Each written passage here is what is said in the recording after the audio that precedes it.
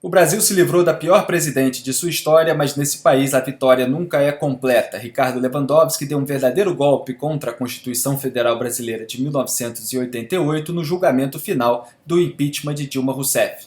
Com isso, primeiro o Senado votou a perda do cargo de presidente da República, o sim teve 61 votos e Dilma foi afastada do cargo, e só depois a inabilitação de Dilma para ocupar cargos públicos, quando o sim teve 42 votos, mas não atingiu o mínimo necessário de 54, de modo que Dilma teve os seus direitos políticos mantidos.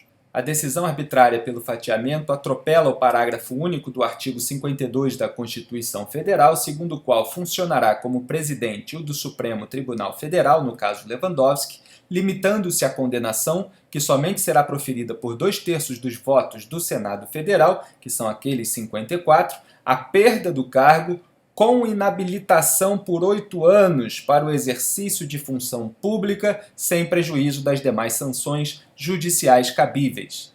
A perda do cargo com inabilitação para os 8 anos. Sequer se trata de uma pena principal com uma pena acessória. De fato, corroborando o que disse o senador Cássio Cunha Lima no julgamento do mandado de segurança impetrado por Fernando Collor de Mello em 1993 no STF, ficou decidido que no sistema atual da Lei 1079 de 1950, a Lei do Impeachment, não é possível a aplicação da pena de perda do cargo apenas, nem a pena de inabilitação assume caráter de acessoriedade. Segundo o então relator daquele mandado de segurança, o hoje ex-ministro Carlos Veloso, que saiu de novo em defesa daquela decisão, a preposição com, utilizada no parágrafo único do artigo 52, ao contrário do conectivo e, não autoriza a interpretação no sentido de que se tem apenas enumeração das penas que poderiam ser aplicadas. Implica, sim, a interpretação no sentido de que ambas as penas deverão ser aplicadas. É que a preposição com opõe-se à preposição sem. Eu fico muito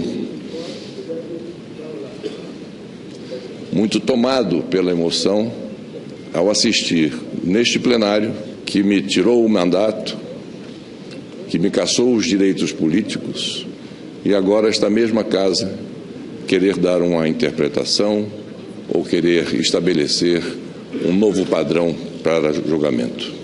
Pois é, Collor está coberto de razão nesse caso, ele foi punido com maior severidade do que Dilma Rousseff, o que é obviamente uma injustiça, graças a Lewandowski, que alegou que aquele julgamento sobre o mandado de segurança do Collor não foi decidido na realidade por ministros do STF, porque no STF houve um empate, já que 3 ministros estavam impedidos de participar do julgamento. Então foram chamados magistrados estranhos ao corpo permanente do Supremo. Eram magistrados do STJ que desempataram a questão.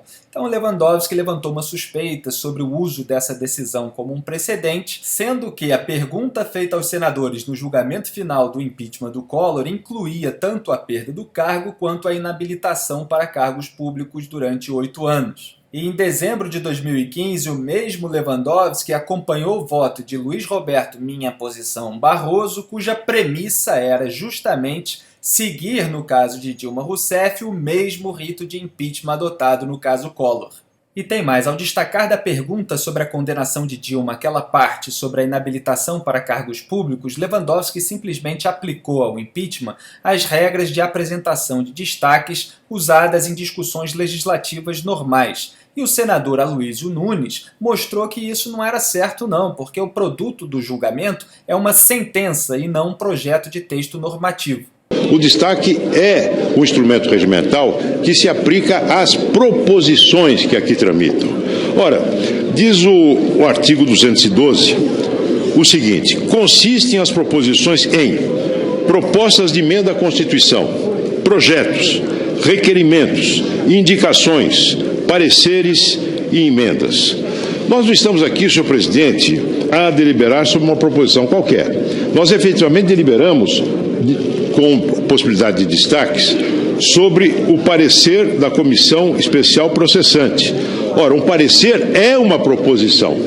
Nós aqui estamos reunidos para emitir uma sentença. uma sentença e não uma proposição, e não um projeto de resolução. Tanto é assim, senhor presidente, que no roteiro que foi estabelecido por Vossa Excelência, no item 30 e 31, diz o seguinte, esse roteiro: o presidente do Supremo Tribunal Federal lavrará a sentença nos autos e procederá à sua leitura. E depois o presidente do Supremo Tribunal solicitará a todos os senadores que assinem a sentença, publicando-se em sequência a respectiva resolução. Mas não teve jeito. Lewandowski disse que se tratava de uma proposição legislativa também, determinou o fatiamento e a votação do destaque em separado. Talvez porque soubesse que se submetesse ao plenário a votação da constitucionalidade do fatiamento, certamente a maioria dos senadores ia derrubar o fatiamento e impedir que se votasse em separado a inabilitação de Dilma Rousseff para a ocupação de cargos públicos. Nós não deliberamos a respeito. E, repito, essa deliberação seria por maioria simples, o destaque seria derrubado e nós não teríamos a segunda votação que, lastimavelmente, impõe um precedente extremamente perigoso. Essa decisão pode sim ser utilizada pelo deputado Eduardo Cunha. Pois é, Lewandowski, em primeiro lugar, deveria ter indeferido, negado o pedido apresentado pela defesa de Dilma pelo fatiamento por intermédio de Cátia Abreu, ex-ministra e miguxa da petista, mas ele preferiu rasgar a Constituição e, havendo uma controvérsia mínima sobre a questão regimental, deveria, pelo menos, ter submetido a questão à votação em plenário, mas tampouco fez isso, deu andamento ao golpe e agora abre um precedente para que Eduardo Cunha e outros parlamentares eventualmente cassados também conservem os seus direitos políticos. Ficou claro que Renan Calheiros, presidente do Senado, querendo manter o seu poder de barganha, de influência e transição dos dois lados, articulou nos bastidores com Lula e seus asseclas esse acordão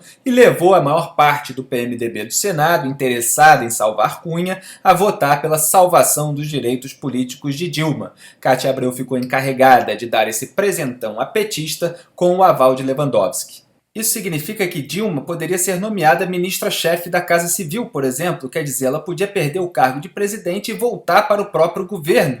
Isso só não acontece porque ela e Temer se transformaram em inimigos mortais, mas numa situação normal, em que um presidente fosse cassado por ação da oposição e o vice assumisse, ele poderia fazer isso, manter o presidente no mesmo governo. No caso de Dilma, ela poderia assumir uma secretaria estadual em algum governo do PT, como por exemplo de Rui Costa na Bahia, e assim garantir o foro privilegiado escapando do juiz Sérgio Moro. O problema é que Carolina Pimentel, esposa do governador petista Fernando Pimentel, esse casal que é investigado na Operação Acrônimo, tentou fazer isso em Minas Gerais e não conseguiu porque o Tribunal de Justiça do Estado percebeu a maracutaia a tempo e a impediu. Ou seja, Dilma arriscaria pagar um mico semelhante com o Tribunal de Justiça da Bahia. O lado mais tragicômico disso tudo é que o gabarito de uma prova da OAB, Ordem dos Advogados do Brasil de 2009, considerou errado separar impeachment e inabilitação, como eu mostrei lá no meu blog. Uma questão de múltipla escolha cuja opção correta a ser marcada era a letra B, tinha uma opção A que dizia o seguinte: são alternativas às sanções de perda do cargo de presidente e de inabilitação por 8 anos para o exercício de função pública. Gabarito? Errado. O comentário citava o artigo 52 da Constituição e dizia que as penalidades deviam ser aplicadas cumulativamente e não alternativamente ou uma ou outra, como afirmou a questão. Ou seja, Lewandowski está reprovado. E não é só no exame da ordem, é também por seus pares no Supremo Tribunal Federal. Pelo menos os ministros Gilmar Mendes e Celso de Mello mostraram o absurdo da decisão do fatiamento. Na verdade, até há uma singularidade que eu acho que a gente tem que discutir. O que se fez lá foi um DVS, não em relação a uma proposição que estava sendo votada. Se fez um DVS em relação à Constituição, o que é, no mínimo, para ser bastante delicado, bizarro. Fazer um DVS em relação à própria norma constitucional. Mas vejam vocês como isso é ilógico. Se as penas são autônomas, o Senado poderia ter aplicado à ex-presidente Dilma Rousseff a pena de inabilitação, mantendo-a no cargo. Veja que ela não passa na prova dos 9 do Jardim de Infância do Direito Constitucional. Realmente, do ponto de vista da solução jurídica, parece realmente extravagante, mas certamente há razões políticas e tudo mais que justificam, talvez aí o cordialismo da alma brasileira e tudo isto, né? Eu não sei também se os beneficiados desta decisão ou por esta decisão teria a mesma contemplação com os seus adversários. Que belas cutucadas de Gilmar Mendes, hein? Principalmente em Lewandowski, que, aliás, dizem que andou fazendo um suposto lobby durante o processo de impeachment entre os parlamentares pelo aumento do salário dos ministros do STF. Mas longe de mim imaginar que Lewandowski pudesse estar usando o processo para trocar cordialidades e favores com esse pessoal, não é mesmo? Quanto a Dilma, PT e Cunha, eu sempre disse, é muito amor envolvido. Já Celso de Mello citou o artigo 52 também e disse que é natural consequência da destituição do mandato a inabilitação temporária por 8 anos para o exercício de qualquer outra função pública eletiva ou de nomeação. A sanção constitucional é una e, sendo una, é inscindível. Parece não muito ortodoxo que tenha havido tratamento autônomo com essa separação entre duas medidas que mutuamente interagem. Não tem sentido dispensar um tratamento autônomo. Resultado, até a noite de quinta-feira, 6 mandados de segurança já haviam sido impetrados no STF pedindo a inabilitação de Dilma para cargos públicos. Entre eles, o da Associação Médica Brasileira, que saiu na frente, foi a primeira a tomar a iniciativa, do senador Álvaro Dias e do Partido Social Liberal PSL. A defesa de Dilma, claro, também entrou com mandados de segurança no Supremo, mas de esperneio petista a gente não aguenta mais ouvir falar. O PSDB, que na quarta noite havia recuado da iniciativa com medo de que a judicialização reabrisse o processo de impeachment, decidiu na quinta noite, arrastado pela maré de mandados de segurança no STF, que também entraria com o seu na sexta-feira contra o fatiamento. E assim como o DEM e o PPS, o PMDB de Michel Temer, que havia telefonado inicialmente para Aécio para demonstrar contrariedade com essa atuação traiçoeira do próprio PMDB do Senado, decidiu apoiar o mandado tucano. Já os autores do pedido de impeachment, Janaína Pascoal, Hélio Bicudo e Miguel Reale Júnior, anunciaram a decisão de não recorrer para evitar o risco de desperdiçar a conquista que tiveram. Embora o PSDB tenha anunciado que tomaria cuidado na elaboração do mandado, risco de fato há. Como eu antecipei lá no Twitter, o problema de anular a votação da habilitação de Dilma é dar margem para anular a do impeachment até a posse de Temer. O golpe de Lewandowski foi bem pensado. O PT, por exemplo, poderia alegar que a votação do impeachment excluiu a questão da habilitação, e se fosse para incluir, o placar poderia ser diferente, mimimi. Como 61 senadores votaram a favor do impeachment e 42 votaram a favor da inabilitação de Dilma, 61 menos 42 são 19 senadores que votaram pró-impeachment, mas votaram contra a inabilitação ou se abstiveram. Desses 19, é preciso que pelo menos 12 votem a favor do impeachment com a inabilitação, porque 12 mais esses 42 daria o mínimo de 54. Resta saber se prevalecerá o corporativismo do STF com os demais ministros legitimando o golpe de Lewandowski ou se eles vão finalmente fazer cumprir a Constituição brasileira.